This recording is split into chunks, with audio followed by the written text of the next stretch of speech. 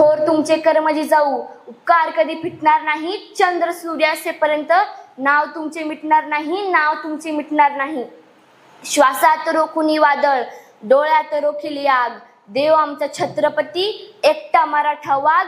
सह्याद्रीच्या कुशीतून एक हिरा चमकला, सह्याद्रीच्या कुशीतून एक हिरा चमकला, भगवा टिळा चंदनाचा रयतेच्या मस्तकी झळकला. आज आपण ज्या महान व्यक्तिमत्वाची 127वी जयंती साजरी करण्यासाठी येथे एकत्र आलो आहोत, त्या शिक्षण महर्षी कर्मवीर भाऊराव पाटील यांना प्रथमतः माझा मानाचा मुजरा. ज्यांनी अंधारातही ज्ञानाची ज्योत पेटवली.